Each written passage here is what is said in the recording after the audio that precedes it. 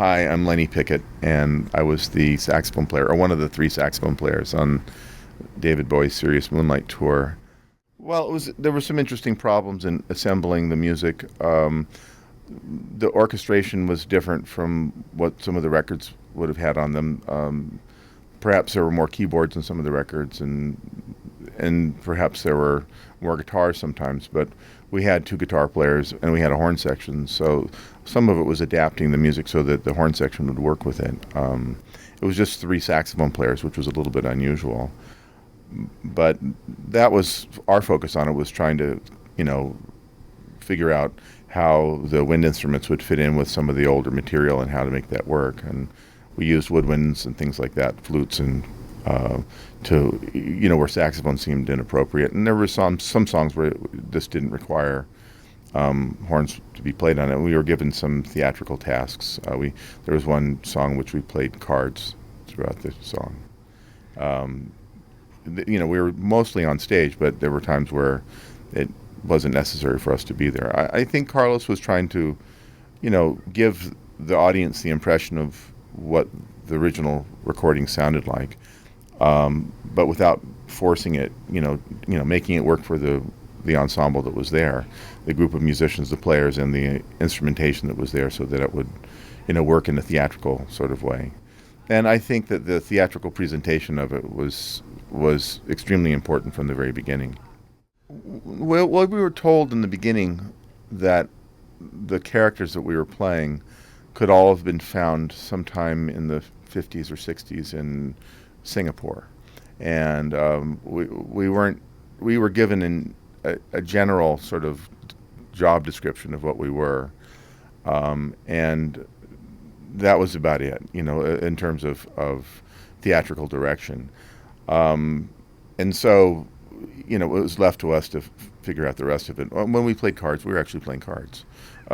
We were dealing each other hands, and we were playing cards for real. It wasn't. That's the easiest way to act, is to actually do the part. So that was about all there was to it. I was an explorer. I had two slightly different outfits. I had one with short pants and one with long pants, depending on the weather. And I had a feather in our hat. We were just so relieved that David didn't put us in stilettos and fishnets, that we were happy with whatever he gave us. He kept us in suspense for a long time because he didn't want it to become public what the tour was going to look like. So he didn't, he kept it from us as well. So we saw our costumes, for the first time when we put them on, and we didn't have an idea what they were going to be like before that. And I think probably Carmine was a little bit, maybe not troubled, but slightly alarmed that he'd be wearing a sarong the whole time. But it was fun, and they were distinguishing. They cast you as something. I've always enjoyed the theatrical aspect of rock and roll, and I think David's done it as well as anybody ever has. He certainly understands that quality of the performance, and I think he came out of a theater background too, so he gets it more than most people do. David generally would only do 2 or 3 shows a week. He was being careful to conserve himself so that he could do the entire tour, which stretched out over the better part of a year. And because the shows were quite long, and it was necessary for him to preserve his voice and to keep.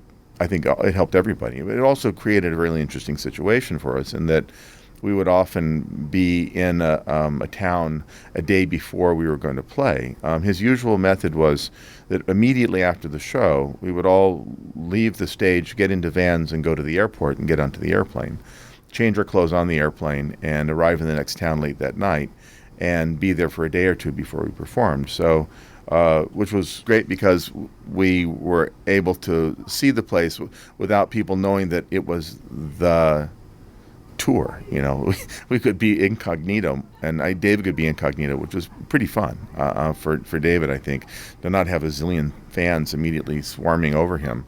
But if he'd played the show and then stayed for 2 days, then he would have never been able to get away from that. So that was part of the method, I'm sure, why we were doing that. And it was very interesting because you'd pack your suitcase up at your hotel, and you would leave. Someone would get your suitcase, put it on the airplane, and you go to the show.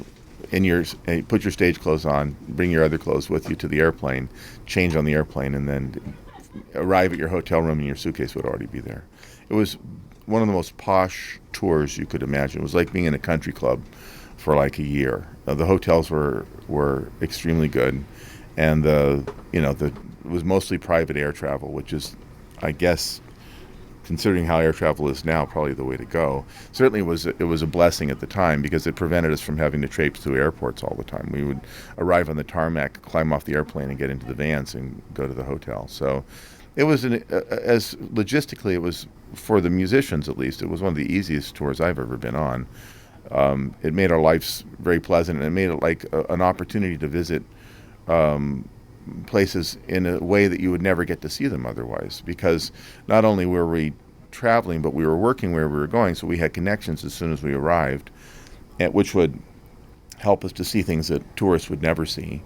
And we were going to some fairly exotic places and playing some very interesting venues. So it was, and being with a crowd of people, his friends and that sort of thing, that kept it even more interesting. It was, unendingly intriguing situation to be in. David used to play the saxophone on the tour, not every night, but there was, I think in Modern Love, there was a part that he played in the horn section with us. So I guess it's true that we jammed with David in that respect. But it wasn't really his instrument of choice anymore. I mean, if he was going to pick up something, he usually picked up a guitar. He'd played saxophone, as a young man, and could still make his way around it, but he wasn't. That wasn't really his first choice of instruments anymore by the time he was playing on that tour. I remember distinctly the Western Springs concert because of the environment, because of the natural venue, because of the huge number of people that were there, and it sticks in my mind certainly more than most performances, because it was of the natural beauty of the place and the extremely unusual quality of having this very ancient geography along with our faux ancient set. It was a striking juxtaposition of art and reality. We were playing in this natural venue. It was like a natural amphitheater, and it was one of the largest audiences we ever had, I think, on the tour. I mean, we played at the US Festival for 1.5 million people, but to play in a country of, what is it, 8 million people, 3 million people? It's like, it's very, I mean, there's 8 million people in New York City, or maybe more. There's only 3 million people in New Zealand, and we were playing for a large percentage of them. It was pretty exciting. I mean, you could feel it in the air that this was a really unusual circumstance, and it sort of fit in this strange sort of way. There was this ancient place, and this set that was describing another kind of antiquity, and it's a very surreal sort of experience. I remember very, very clearly just the geographical quality of the place and the sort of intense green of the area around there. It was a unique experience as a performer. I like David. My encounters with him since then have all been really positive. We've had a good working relationship, and I admire what he does. I think he's been able to recast himself many different times, and I think it's a very intelligent way to handle a long music career. It keeps it from being boring, and I think he's has many, many interests which reflect a person of intelligence, that he has many interests and decides to follow them. And I've always enjoyed my encounters with him. It's always been a positive experience, and I can say that without having to feel uncomfortable about it at all. I always like the work relationship with him.